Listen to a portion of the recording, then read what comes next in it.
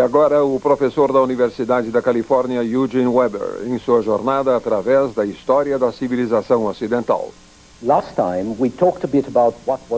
Na última vez, conversamos um pouco sobre o que havia de negativo na Idade Média, pelo menos para o europeu médio. Era uma época de medo e desconforto no melhor dos casos, morte dolorosa no pior. Desnutrição e doença eram endêmicas. A superstição abundava e, ainda assim, a dura realidade da vida cotidiana não pôde extinguir um impulso artístico extraordinário. Esse mundo grosseiro, essas mentes desajeitadas, produziram criações que ainda inspiram a todos, muitos séculos depois.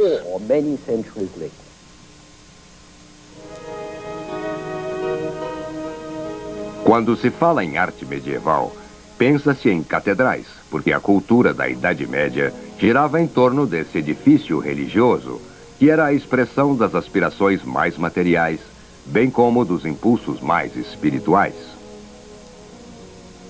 Num período de 3 séculos, de 1050 a 1350, a França sozinha extraiu vários milhões de pedras para construir 80 catedrais, 500 grandes igrejas, dezenas de milhares de paróquias. Os franceses escavaram e carregaram mais pedras nesses 3 séculos do que o Antigo Egito em qualquer período de sua história, mesmo que a própria Grande Pirâmide tenha um volume de 2,5 milhões de metros cúbicos. As fundações das grandes catedrais chegam até 22 ou 24 metros de profundidade, que é o nível médio de uma estação de metrô. E em certos casos, estas fundações formam uma massa de pedra tão grande quanto a da construção visível acima do solo. Nos anos 1400, havia uma igreja para cada 200 homens, mulheres e crianças na cristandade, e a superfície coberta por prédios religiosos ocupava uma grande área de cada cidade. Aqui está a Catedral de Norwich. Em lugares como Norwich, Lincoln, York, que tinham 20 mil habitantes no total, havia 140 igrejas.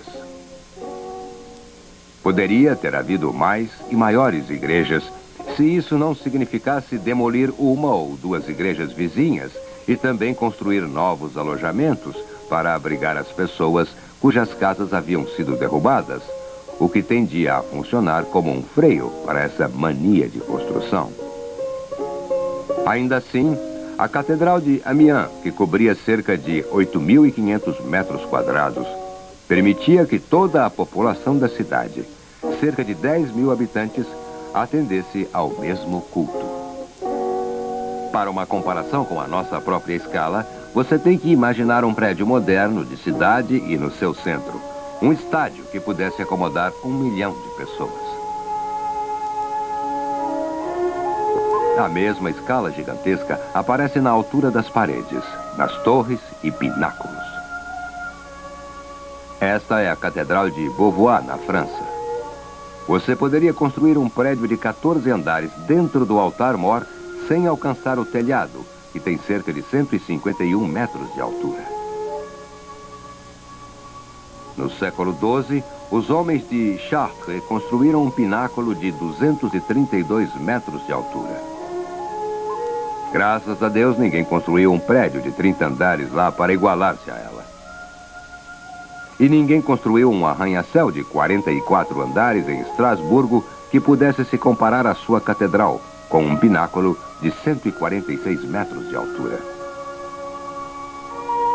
Aqui estava uma forma poderosa de autoexpressão e que dominava boa parte da vida, se elevando sobre cidades populosas, amplas e visíveis a quilômetros e quilômetros, de modo que ainda hoje você vê a torre da catedral, quando ainda está a meia hora de Chartres.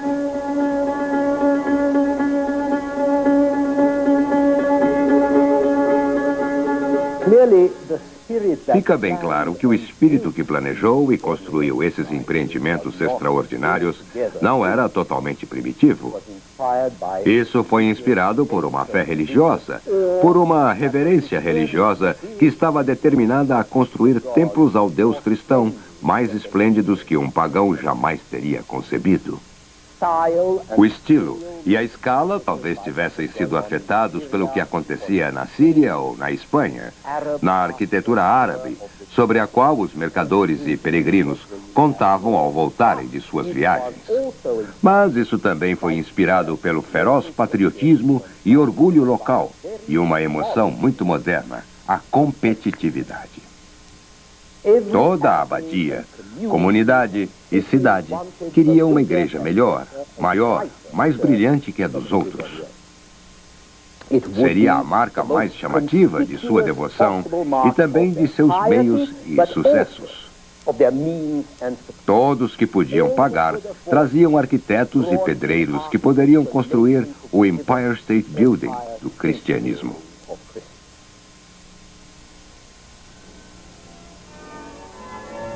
Cada vez mais, essas torres e muros se dirigiam mais para o céu, para a glória de Deus e para a inveja dos vizinhos das cidades ao lado. Cada vez mais elas ruíam para serem de novo reconstruídas. Cidade competia contra cidade e abadia contra abadia. Em 1163, a Notre-Dame de Paris tinha o telhado ou nave maior de todas, com 50 metros. Em 1194, Chartres construiu uma de até 53 metros. Em 1212, Reims alcançou 208 metros. E 9 anos depois, Amiens superou isso com 220 metros. Finalmente, em 1225, Beauvais ganhou de todas, com 249 metros. Mas a obra toda desmoronou meio século depois. Por sorte, a essa altura, o arquiteto já havia morrido.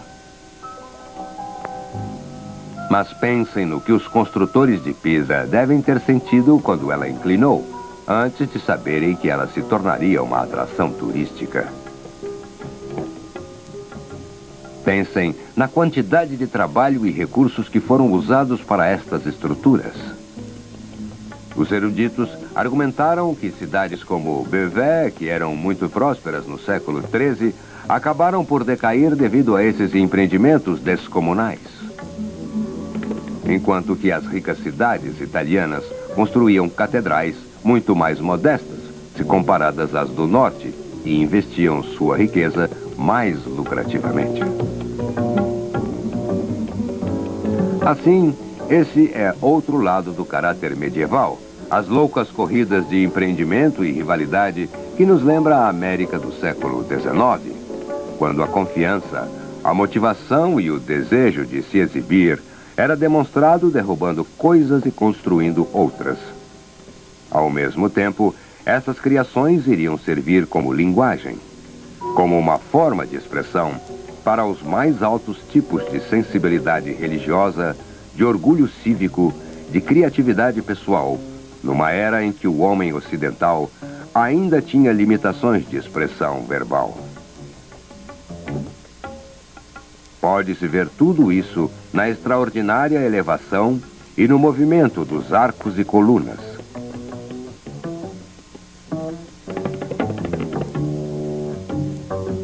Nas caricaturas grotescas que decoravam nichos e capitéis,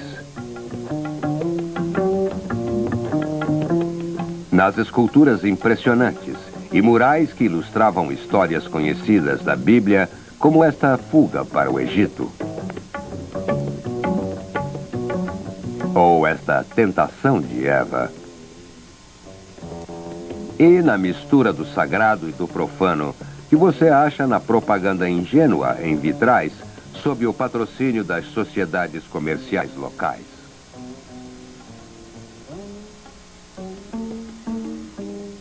Podemos até ver a arte medieval como um refúgio de certos valores que não podiam achar expressão em lugar algum, a não ser nestes locais privilegiados. A moderação, o equilíbrio, que singularmente faltavam tanto nestes tempos, podem algumas vezes ser encontrados na arquitetura romântica, por exemplo. A exatidão, a precisão, a clareza que nem mesmo as leis nem os escritos atingiam nos tempos medievais, podem ser achados dominando as obras dos grandes mestres pedreiros, nos vastos arcos, domos e arcadas românticas. A elevação, a pureza e a graça que faltavam tão constantemente na vida comum daquela época vulgar e brutal, são expressadas nos pináculos e torres elevadas das grandes catedrais góticas dos séculos XII e XIII, quando o arco gótico conseguiu resolver problemas extraordinários de tensão e equilíbrio. E ainda, como se erguiam as catedrais, não era nem de perto tão importante quanto onde elas se erguiam, nas cidades. O renascimento da vida citadina foi a grande contribuição da Idade Média para a nossa civilização. Quando você olha para uma paisagem de cidade medieval, vê uma catedral, mas também vê outras estruturas elevadas que competem com ela. As torres, que clãs nobres construíram para manter os feudos do velho sistema, como entre os Montecchios e Capuletos de Romeu e Julieta. Torres que transformavam muitos lugares em miniaturas de Manhattan. Significativamente, a maioria destas torres desapareceu. Em Florença, onde haviam 400, somente alguns tocos sobraram. Em Bolonha, onde havia perto de 200, somente 2 sobreviveram. Os turistas ainda vão a São Geminiano, uma pequena cidade de 4.000 habitantes nos morros perto de Siena, para ver as torres sobre ela. Eram 70 e agora são 13. A maior torre de Siena pertence à prefeitura. Isso é coerente, porque foram as prefeituras e os edifícios para trocas comerciais por toda a Europa que iriam suplantar as catedrais em importância, do mesmo modo que o mundo moderno iria vencer o feudalismo. Se a Primeira Guerra Mundial não o tivesse explodido, ainda se poderia ver o grande centro de roupas de Ypres, na Bélgica, com 693 metros de comprimento, maior que a maioria das catedrais e tão esplêndida quanto estas. O centro de roupas foi iniciado em 1200 pelo Conde de Flandre. Isso mostra duas coisas. Uma, que alguns senhores feudais sabiam onde estavam seus interesses. E 2, que os maiores lucros de agora em diante viriam menos de roubos e violência e mais do comércio. Especialmente no comércio têxtil, sobre o qual a prosperidade de muitas cidades se baseava na Inglaterra, Flandres, Países Baixos e na França. O comércio na Idade Média significava troca. Trocar um produto ou bem por outro. E isso envolvia uma grande quantidade de viagens. No final do século XII e início do XIII, as feiras de Champagne, no nordeste da França, tornaram-se os principais espaços de troca da Europa, porque os condes de Champagne tiveram o bom senso de melhorar as estradas, construir centros de comércio, instalar juizados especiais para garantir os negócios e contratos feitos nas feiras e manter a paz, ao menos durante o período das feiras, 2 semanas, 6 vezes por ano. Havia muitas mercadorias, de vinhos a escravos, de temperos a arengue em conserva, que fizeram as fortunas dos portos marítimos do Báltico e da Holanda. Em Danzig, por exemplo, milho e madeira que desciam pelo rio Vístula a caminho da Inglaterra ou dos Países Baixos eram transferidos de barcaças para navios que atravessavam o mar. Em Lübeck, eram transferidos para transporte por terra, para irem até Hamburgo, no Elba, e depois de volta aos navios. Mas os maiores centros desenvolveram-se nas duas extremidades da rota de comércio mais óbvia da Europa. Em Flandres, ao redor de Grand Bruges, onde a lã inglesa era embarcada para o continente e transformada em tecido. E na Itália, como a localização central para o comércio mediterrâneo. Quando falamos do renascimento do comércio e das cidades, temos que manter um senso de proporção. Pelos padrões modernos, tudo era uma escala muito pequena. Não haveria uma cidade comparável a Constantinopla até o século XVIII. Bruges tinha uma população de cerca de 35 mil. Milão e Veneza, as duas maiores cidades da Europa, tinham de 4 a 5 vezes esse número no máximo. Florença, que pode ter chegado a 100 mil em seu auge, antes da peste negra ter matado metade da população no século XIV, produzia 80 mil peças de tecido por ano. E isso é muito menos que o movimento de um único armazém de Manchester, na Inglaterra, em 1850. No século XV, todas as forjas de Satíria, na Áustria, que era o centro produtor de ferro da Europa da época, produzia algo em torno de 2.000 toneladas por ano.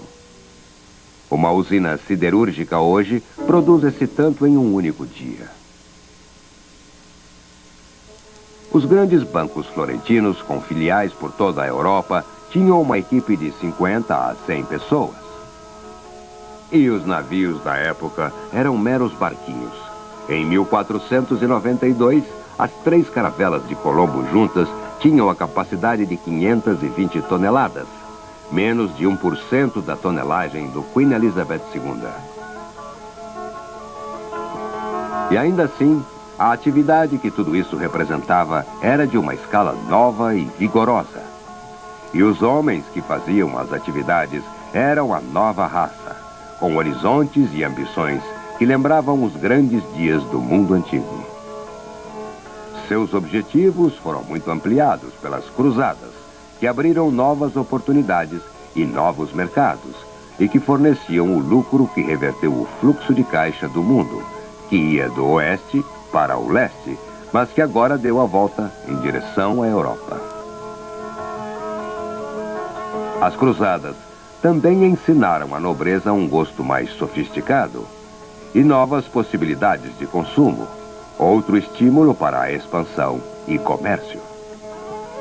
Os mercadores em suas cidades também se beneficiavam da luta entre o Papa e o Imperador, o que possibilitou que a maioria das cidades escapassem do controle dos dois.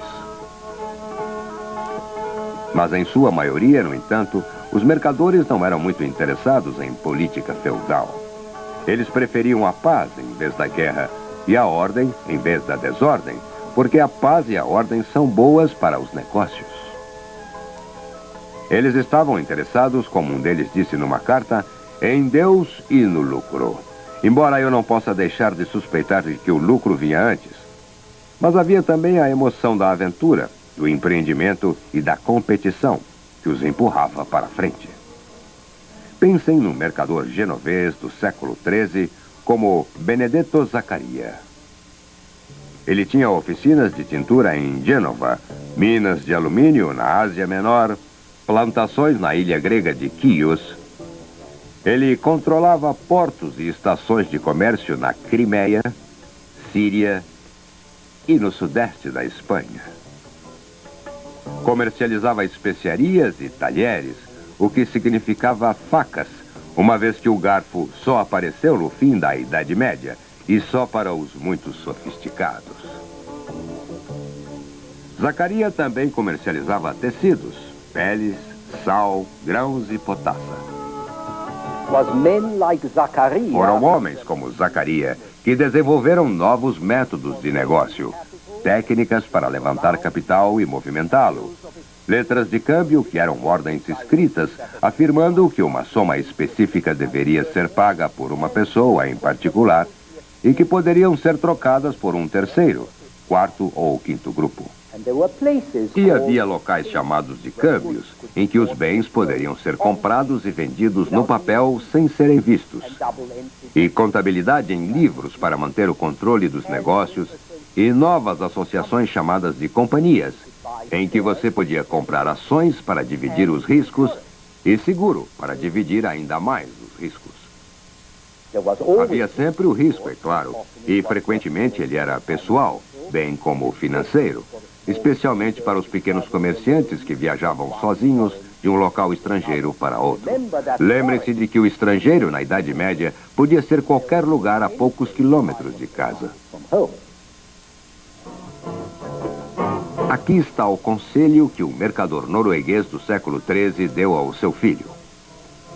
O homem que quer ser comerciante tem que enfrentar muitos perigos, algumas vezes no mar, algumas vezes em terras pagãs, mas quase sempre entre pessoas estranhas. E deve ser seu propósito constante de agir discretamente, onde quer que ele esteja. Se for a um lugar onde o rei ou algum outro chefe tem autoridade sobre seus funcionários, tente conseguir sua amizade. Se eles exigirem taxas obrigatórias em nome do regente, pague-as imediatamente, pois prendendo-se a pequenas coisas, perde-se a maior. Também ponha um bom preço em suas mercadorias, não alto demais, mas bem próximo daquilo que acha que pode ser obtido. Daí, não poderão dizer que foi muito impetuoso. Então, enquanto esses mercadores estavam ajudando a mudar a estrutura econômica da Europa, eles também começavam a mudar a estrutura social. A palavra companhia, por exemplo, que vem da antiga prática de partir o pão em conjunto, tinha uma conotação aristocrática. Alexandre o Grande tinha companhias. Carlos Magno também. Quando a palavra foi adaptada para fins comerciais, ela sugeria a aspiração dos novos homens à nobreza e alguns viviam como príncipes, exercendo grande poder. Como Jacques Coeur, que foi o financista e conselheiro do rei francês em meados de 1400 e cujo palácio em Bruges continua sendo um monumento da arte gótica. Essas foram as pessoas que inventaram o sistema bancário moderno, que recebeu esse nome por causa de banques, os bancos ou bancas que os mercadores e os trocadores de dinheiro usavam no mercado. Como Zaccaria ou Jacques Coeur, os primeiros banqueiros comercializavam todo o tipo de luxo ou necessidade, baseados no princípio geral de que a diversidade de investimentos diminui o risco.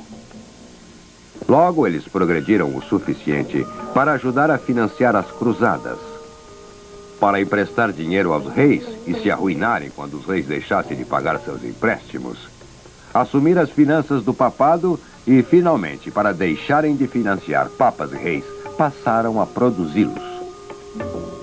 A família Médici de Florença produziu 4 papas e 2 rainhas francesas só no século XVI. Mas famílias e indivíduos cresceram em todas as sociedades e em todas as épocas no mundo todo. Mais importante eram as noções que envolviam investir em algo além da salvação e da vida após a morte. De empreendimentos fora do assalto e da violência. Na importância de ser alfabetizado e da precisão. Bem simplesmente, o que hoje tendemos a depreciar como valores burgueses, trabalho duro, frugalidade, honestidade, responsabilidade, tudo que pode ser maçante, mas que foi uma grande evolução sobre a anarquia sangrenta que ocorria antes. No próximo episódio, veremos como essas mudanças econômicas e políticas começaram a transformar a Europa no fim da Idade Média. Não deixem de nos acompanhar.